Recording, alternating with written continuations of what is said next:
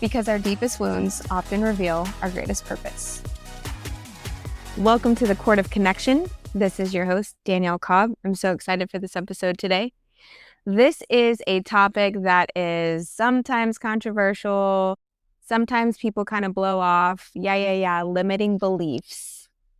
Limiting beliefs. And as someone in recovery who has worked a program that is constantly having you look at where your old beliefs lie and how those beliefs drive your life, I spent a lot of time last year really digging into some deeper limiting beliefs and how they're running life, very subtly running life. Most people think that the problem is fear or timing or that they're just not ready yet. And I have spent so much of my life thinking it was about timing. And I'm not saying that that's not true. I do think that some things are absolutely in divine timing. And I do think that some things come exactly when they're supposed to.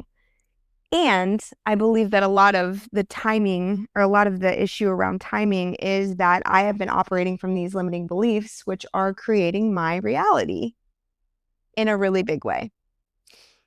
It's a belief you picked up somewhere along the way that you've never actually questioned. And that's the thing. It feels so real. It feels so programmed that we don't even know that they're happening underneath the surface, but it's quietly running your entire life, or at least aspects of your life.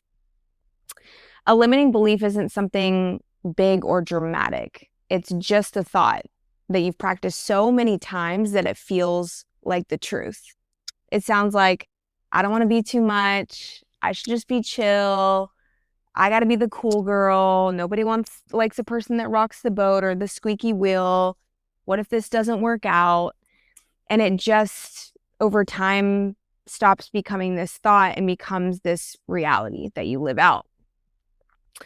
And at some point in your life, you've made something mean something about you, right? Whether it came from childhood, whether it came from being rejected, maybe it came from not being chosen in a job or in real life by relationships.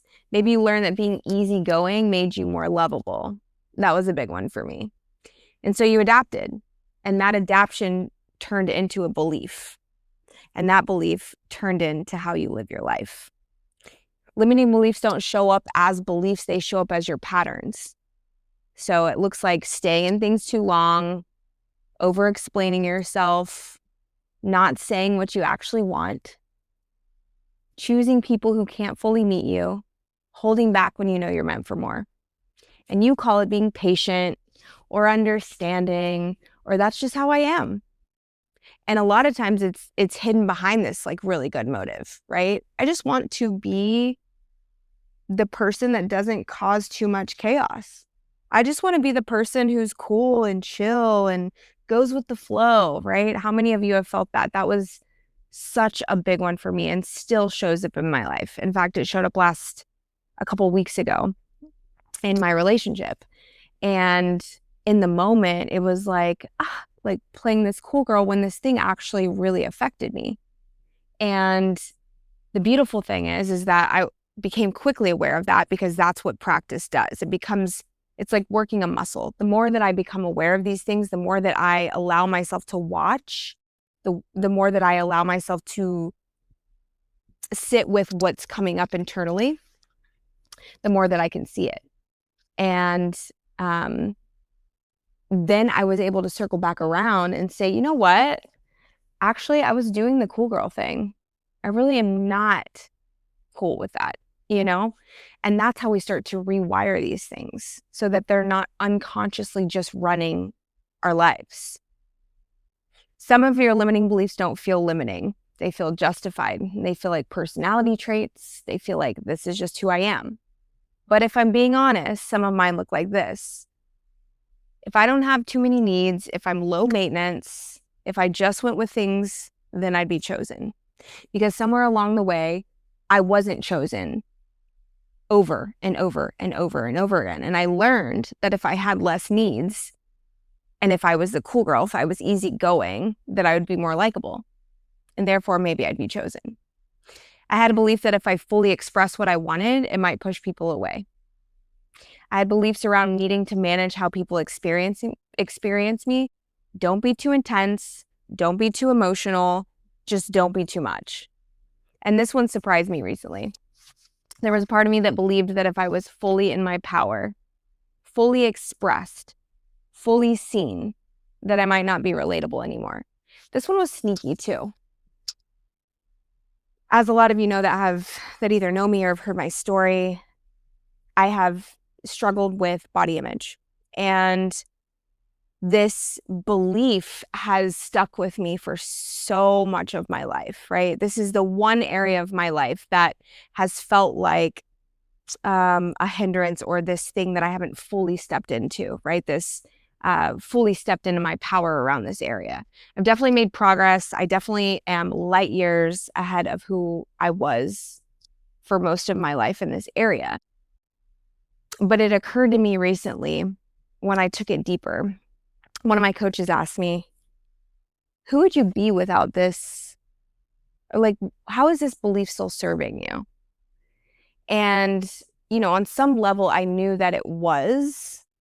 But when I took it deeper, it was really interesting, because part of another limiting belief for me is that if I say how great I think I am, if I tell you that I believe with my whole heart that I am a high value woman, that in every area of my life, I carry integrity, I love who I am the same person behind closed doors as I am in the real world, I have a message to carry, I am good at holding space, I am beautiful. If I do that, then you will judge me, right? You will think that I am full of myself, and that will separate me from you. And that belief has been moved through, but this one small part, right, of I won't be chosen because of my body, or I will be left because of my body, or this is the one thing that keeps me relatable, so that I'm not fully in my body, so that I'm not fully expressed and therefore a magnetic human being, because I already am. And if I kept this one part of me smaller, people wouldn't feel threatened, or I wouldn't lose connection. And it's wild to say that out loud, but that belief was quietly influencing how I showed up, and have showed up, and still show up in certain rooms. I've been watching this play out in real time, not in dramatic ways, but in subtle moments, like overriding myself. There was a moment recently where I knew exactly what would feel better for me, and I didn't say it. And because of that, I ended up in a situation where I felt like I needed to push myself through vulnerability and say, hey, I'm feeling really vulnerable with this. But that belief underneath just said, just go with it. Don't make it a thing. Be chill. Push through. Like, this is your work. And afterward, I felt it deeply in my body. That feeling of, fuck, man, I left myself again. And what's so interesting is that nothing was wrong, but I knew I wasn't in integrity with myself. And then there was another moment where I had a choice. Same situation, but I had the choice to speak up and do it differently this time. And this time, I asked for what I needed, what was best for me, without worrying about what this other person would feel.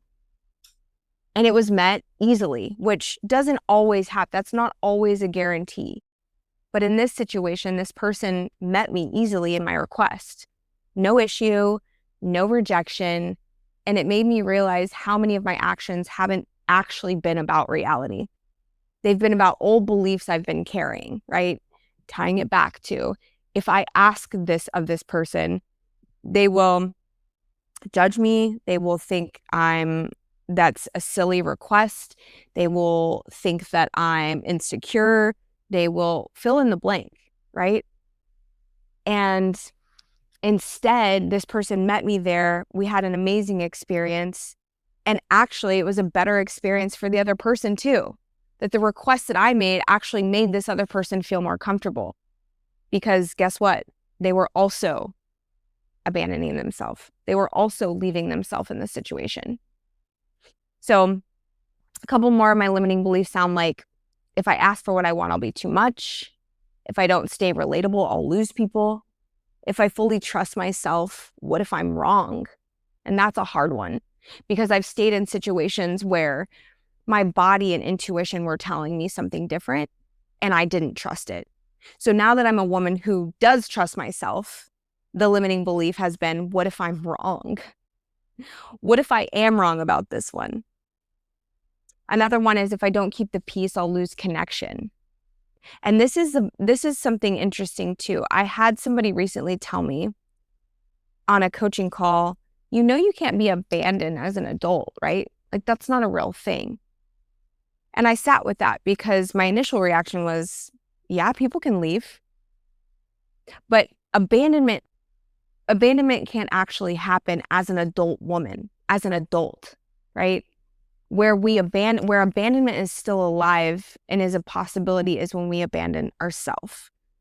So losing connection is not, yeah, I might have to work through some feelings around losing a connection, but what that really is me moving out of alignment into alignment. What it really is me making space for what's supposed to be there. If I lose a connection because I am my authentic self, because I speak up, because I am true to myself, you're not supposed to be there, period. Another one, if I slow down, I'll fall behind. This one's come up a lot recently, because I left my job. I've given myself this time to really slow down, to not have it all figured out, to enjoy life a little bit, to experience the freedom of not being accountable to anyone but myself. And I started to feel that sense of, oh shit, I'm slowing down. I'm going to fall behind, and then what? Another one, if I'm not chosen, it must mean something about me. And then I dug into some limiting beliefs around money. And this gets really interesting. If you are consider yourself a spiritual being, right? That you are into spirituality or you are religious, I want you to ask yourself, is there a belief hidden somewhere deep underneath the surface that I'm not allowed to want too much, because then I'm not humble or I'm not spiritual? Spiritual people do not want to be rich, do not want to have a lot of, shouldn't want to have a lot of money, because that was driving me for a very long time. That if I wanted too much, or if I asked for too much, then that would somehow discredit this other part of me. Another limiting belief, if I make a lot of money and I'm in a different, I become, someone who never struggles with money, will that change who I am? That was another one, because I had limiting beliefs around some of the things that my family members would say, right? That their own limiting beliefs were driving, which is, people with money step on the, middle class, or whatever the case may be, right? And those subtle little things that I heard started to drive the ways that I thought, but very unconsciously. And so my invitation to you is to really ask yourself, what are, give me 5 limiting beliefs. If you sat quiet and you asked yourself, what areas of my life do I feel like these limiting beliefs are a real hindrance, that they are really impacting my life in a large way or a small way?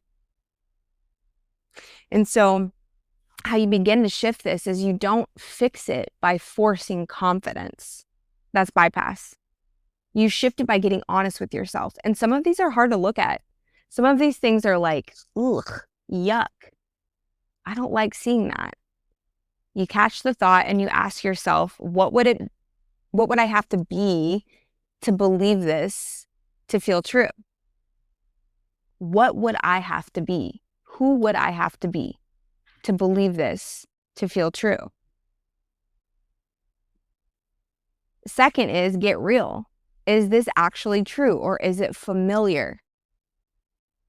This is making me think about situation with my dog. So I had a golden doodle that I raised from a pup. And, I come from a home where my mom she takes in stray dogs. People call her for the dogs that are, that nobody wants. And she's a person who's never going to give away a dog, right? That is just preposterous. She could not imagine how somebody could give away their dog. And so it was my belief. So I have this dog, love of my life, and life happens. And I end up in this situation where I'm actually preventing him from having the life that I want him to have at this point. I move into an apartment. My life is full. I feel like I'm running around trying to manage all of it to give him the life that I want to give him, but I can't. I feel like I'm failing at that. I have shame around that. I have resentment around that. He has fear aggression. He's a bit of a difficult dog for a single woman in an apartment. And the burden was so heavy on me. And I remember calling a friend and she was like, you can rehome him. And my immediate reaction was, oh, what? No, I can't rehome him. That's crazy. But I had never really asked myself why. Like, what is my belief there? Is that true for me? Is my belief that I need to suffer and struggle and put him through that to prove something, to prove that I'm not the woman who would give her dog away? And so I sat with that. And what was true for me was, oh, that's not actually my belief. But I've carried a lot of judgment towards other people for that for my entire life around an old belief that's not even mine. And that happens constantly. There is constantly this projection of, I would never do that. And then you get in the situation and you're like, this is what's best for him and for me. And so I end up rehoming him, and I found this amazing home with a guy who was self-employed, who had all the time in the world, who fed him raw food, and he just got an upgrade. And had I not been willing to look at that belief and decide what was best for him, and was this actually my belief, I might still have him. My life might be smaller. His life would be smaller. And so the third point is to look at the cost. What is this costing you to believe this limiting belief? Because it's costing you something. Your voice, your time, your alignment, your money, your potential for money. So what is it costing you? And then fourth, try on something new. This is the stretch. This is where we grow our capacity. This is where we either prove ourselves right or wrong, but at least we know, rather than living in this way where I am just constantly molded by my assumptions of what I think is going to happen next. And what happened next on the other side of rehoming my dog is my life got massive. His life got bigger. I didn't have to worry about travel, was easy, right? And so we try on something new, where in the situation where I acted like the cool girl again, right? Because that's just an old pattern of mine in relationships, so that you don't leave me, right? Or that there's no risk of that, or that I don't have to deal with some sort of conflict. I spoke up. Hey, I actually don't like that. And once again, I was met. You know what? Yeah, you're so right. I don't even know why I said that, was the response. And then I no longer have to hold on to this belief that being the cool girl somehow gets me what I want. And so it's not about fake affirmations. It's not about saying I am until I believe it. It's about taking the action forward that aligns, that is true for me, questioning my beliefs, stepping into something new, and seeing that what I think is on the other side is actually very wrong 99.9% of the time. And so the questions become, what if I trusted myself here? What if I trusted that I can make decisions that feel aligned? What if I was allowed to take up space? What if I didn't need to earn being chosen? You don't need to become someone new You don't need more confidence. You don't need more information. You need to stop abandoning the part of you that already knows. That is my message lately, and I'm going to drive it home. There is a part of you, the deepest part of you already knows the answer. And that's what's so, I think that's the piece that so many of us avoid, is that I already know deep inside my body, but I won't slow down enough to listen. I won't be curious enough to see what's, to question what's there. Because A, I might be right. B, I might have to feel some deep emotion I don't want to have to feel. And C, I might actually be happy on the other side of that. So if this landed for you, don't just nod your head and move on. Pay attention today. Notice the thoughts that feel automatic, the ones that sound like facts, the ones that you don't question. That's the invitation. Just question it.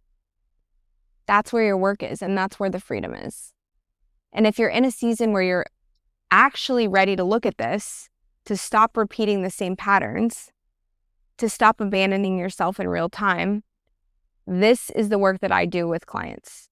You don't have to figure it out alone. And as always, you don't need permission to be who you are. But if you've been waiting for it, this is it. Permission granted.